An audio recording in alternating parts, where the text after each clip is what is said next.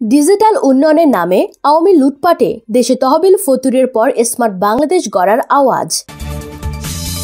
একমাত্র বাধা শেখ হাসিনা, একমাত্র টার্গেট শেখ হাসিনা।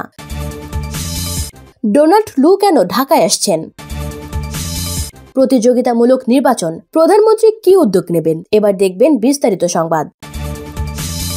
আগামী বছরের শুরুতে অথবা চলতি বছরের শেষ দিকে জাতীয় নির্বাচন হবে বলে জানিয়েছেন আওয়ামী লীগের সভানেত্রী ও ভোটের অধিকার হরণ করে ক্ষমতা দখলে রাখা প্রধানমন্ত্রী শেখ হাসিনা। তার ভাষায়, নিজের পছন্দের লোকদের দিয়ে তৈরি করা নির্বাচন কমিশন নিরপেক্ষভাবে দায়িত্ব পালন করছে এবং ভবিষ্যতেও করবে। 2018 সালের মানুষের ভোটের অধিকার হরণ করে ক্ষমতা দখলে রাখতে পারার চতুর্থ বার্ষিকী উপলক্ষে জাতির উদ্দেশ্যে দেওয়ার ভাষণে তিনি এসব কথা বলেন। বাংলাদেশ টেলিভিশনের রেকর্ড করা 30 মিনিটের ভাষণ অন্যান্য আওয়ামী টেলিভিশনেও প্রচার করা হয়েছে। ডিজিটাল বাংলাদেশের স্লোগান ফেরি করে দুর্নীতি ও ব্যাংক লুটপাটের মাধ্যমে রাষ্ট্রীয় ভান্ডার ফতুরের পর শেখ হাসিনার ভাষণে স্মার্ট বাংলাদেশের আওয়াজ তোলা হয়েছে। এ প্রসঙ্গে ভাষণে শেখ হাসিনা বলেন, smart Bangladesh, smart government, smart জনগোষ্ঠী, স্মার্ট শিল্প কলকারখানা ও ব্যবসা বাণিজ্য, স্বাস্থ্য, শিক্ষা, বাণিজ্য, কৃষি সহ সকল ক্ষেত্রে robotics, official intelligence, nano technology, genetic engineering, জৈব প্রযুক্তি অর্থাৎ ডিজিটাল ডিভাইস ব্যবহার নিশ্চিত করা হবে। সকল ক্ষেত্রে গবেষণার উপর জোর দেওয়া হয়েছে। ক্ষমতা ধরে রাখতে পারলে স্মার্ট বাংলাদেশের নামে লুটপাট দুর্নীতির নতুন ক্ষেত্র তৈরি করে শেখ হাসিনার ভাষায় জনগণের প্রতি আহ্বান জানিয়ে বলেন, সাংবিধানিক প্রতিক্রিয়া ব্যাহত হয় এমন কোনো উদ্ভট ধারণাকে প্রশ্রয় এবং ইন্ধন দিবেন না।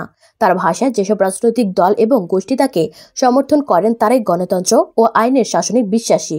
বাকি রাজনৈতিক দল ও ভিন্ন মতের ব্যক্তিদের ষড়যন্ত্রকারী আখ্যায়িত করে তার ভাষাকে কেউ যাতে জনগণের অধিকার কেড়ে নিতে না পারে সেদিকে সকলের সজাগ দৃষ্টি রাখার আহ্বান জানিয়েছেন। একই সঙ্গে কেউ যাতে আন্দোলনের নামে অরাজকতা সৃষ্টি করে মানুষের জানমালের এবং জীবিকার ক্ষতিসাধন করতে না পারে সেদিকে সবাইকে সতর্ক থাকতে বলেছেন তিনি। অথচ 2006 সালের 28 অক্টোবর 4 দলীয় জোট সরকার ক্ষমতা ত্যাগের দিনে শেখ হাসিনার হুকুমেই আওয়ামী লীগ ও তাদের সহযোগী রাজনৈতিক দলের গুন্ডারা লগি বৈঠা নিয়ে রাজপথে নেমে 15 জনের বেশি মানুষকে খুন করেছিল। শুধু ঢাকায় সেদিন 6 জনকে পল্টনের মোড়ে রাস্তায় মিডিয়া ও পুলিশের সামনে পিটিয়ে হত্যা করা হয়েছে। এই খুনিকে শেখ হাসিনা ভোটের অধিকার প্রতিষ্ঠার আন্দোলন হিসেবে বয়ান করলেও তিনি যে মানুষের সব অধিকার কেড়ে নিয়েছে সেটার বিরুদ্ধে কথা বলতে গেলেও ষড়যন্ত্রকারী এবং জানমালের নিরাপত্তাহীনতার আওয়াজ দেন। ভাষণে শেখ হাসিনার ফ্যাসিবাদী সরকারের 4 বছরের কথিত বিভিন্ন উন্নয়নমূলক কর্মকাণ্ডের বিবরণ তুলে ধরেন। প্রায় 30 মিনিটের বক্তব্যে শেখ হাসিনা বলেন, এ বছরের শেষে অথবা সামনের বছরের শুরুতেই জাতীয় নির্বাচন অনুষ্ঠিত হবে। তার ভাষায়, নির্বাচনকে সামনে রেখে এখন থেকেই স্বাধীনতা বিরোধী, ক্ষমতালোভী, জনগণের সম্পদ লুণ্ঠনকারী আর পরগাছা গোষ্ঠীর সর্ব তৎপরতা শুরু হয়েছে। এদের লক্ষ্য ঘোলাটে পরিস্থিতি সৃষ্টি করে পিছনের দরজা দিয়ে রাষ্ট্রীয় ক্ষমতা দখল করা, গণতন্ত্রের অগ্রযাত্রা ব্যাহত করা।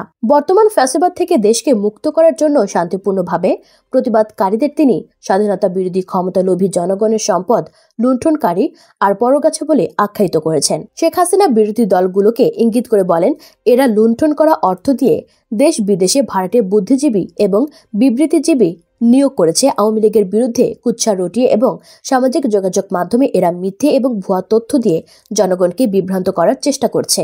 এদের মিথ্যাচারে বিভ্রান্ত হবেন না। তিনি আরও বলেন, আমরা একটি অবাধ, সুষ্ঠু, নিরপেক্ষ এবং প্রতিযোগিতামূলক নির্বাচনের প্রত্যাশা করছি। নির্বাচন কমিশন গঠনের জন্য বাংলাদেশে এই প্রথম একটি আইন পাশ করা হয়েছে। সেই আইনের আওতায় সার্চ কমিটি করে নির্বাচন কমিশন গঠন করা হয়েছে। নির্বাচন কমিশনকে আর্থিক স্বাধীনতা দেওয়া হয়েছে। কমিশন স্বাধীনভাবে কাজ করছে এবং ভবিষ্যতেও করবে। সরকার সুষ্ঠু এবং শান্তিপূর্ণ নির্বাচন অনুষ্ঠানে নির্বাচন কমিশনকে সব ধরনের সহায়তা দেয়া হবে। তিনি বলেন, আওয়ামী লীগ জনগণের দল, জনগণের শান্তিতে বিশ্বাসী, জনগণের শক্তিতে বিশ্বাসী। জনগণ ভোট দিয়ে বিজয় করলে আওয়ামী লীগ দেশ গড়ার জাতীয় দায়িত্ব পালন অব্যাহত রাখবে। যদি বিজয় না করে তাহলে আমরা জনগণের কাতারে চলে যাব, তবে যেখানে থাকি আমরা জনগণের সেবা করে যাব। প্রধানমন্ত্রী বলেন, 2009 সাল থেকে একটানা 14 বছর বাংলাদেশ আওয়ামী লীগ সরকার জনগণের ভোটে নির্বাচিত হয়ে দেশ পরিচালনার দায়িত্ব রয়েছে। এই 14 বছরে আমরা দেশ এবং দেশের জনগণকে কি দিতে পেরেছি তার বিচার বিশ্লেষণ আপনারা করবেন। শেখ হাসিনা বলেন, 2009 সালে সরকার গঠনের পর আমরা একটানা 14 বছর সরকার পরিচালনায় দায়িত্ব রয়েছে। 16 বছর আগে বিএনপি জামাত জোট সরকারের শেষ অর্থ বছরে আমরা কোথায় ছিলাম আর এখন আমাদের অবস্থান কোথায়, কয়েকটি আর্থ সামাজিক সূচকের মাধ্যমে আপনাদের সামনে তা তুলে ধরতে চাই। তিনি বলেন, জোট সরকার শেষে অর্থ বছর 2005-2006 অর্থ বছরে বাংলাদেশের মানুষের মাথাপিছু আয় ছিল $543। বর্তমানে তা বেড়ে দাঁড়িয়েছে $2,824। 2005-2006 সময়ে দারিদ্র্যের হার ছিল 41.5%। বর্তমানে দরিদ্রের হার 20%। জিডিপি প্রবৃদ্ধির হার ছিল 5.40%। করোনা মহামারীর আগে 2019-20 অর্থ বছরে তা বৃদ্ধি পেয়ে দাঁড়িয়েছিল 8.15%। 2005-2006 এ জিডিপি আকার ছিল মাত্র $60 বিলিয়ন। অথচ শেখ হাসিনা যেটা বলেনি সেটা হচ্ছে তার ফ্যাসিবাদী শাসনের দেশের কত মানুষকে গুম করা হয়েছে, দেশের কত লক্ষ কোটি টাকা বিদেশে পাচার করেছে তার দলীয় লোকেরা, শেখ পরিবারের ঘনিষ্ঠ ব্যবসায়ীরা যাতে রাষ্ট্রীয় টাকা লুটপাট করতে পারে সেজন্য অগ্রিম ইনডেমিনিটি দিয়ে কিভাবে রাষ্ট্রীয় তহবিল লুটের সুযোগ তৈরি করা হয়েছে। বক্তব্যের শেষে প্রধানমন্ত্রীর কবিতার উদ্ধৃতি দিয়ে বলেন, যতক্ষণ দেহে আছে প্রাণ, প্রাণপণে সরাবো জঞ্জাল। এই বিশ্বকে এই শিশুর বাসযোগ্য করে যাব আমি নবজাতকের কাছে। এ আমার দৃঢ় অঙ্গীকার। আপনারা সবাই ভালো থাকুন। মহান আল্লাহ আমাদের সহায় হন। খোদা হাফেজ। জয় বাংলা, জয় বঙ্গবন্ধু। বাংলাদেশ চিরজীবী হোক।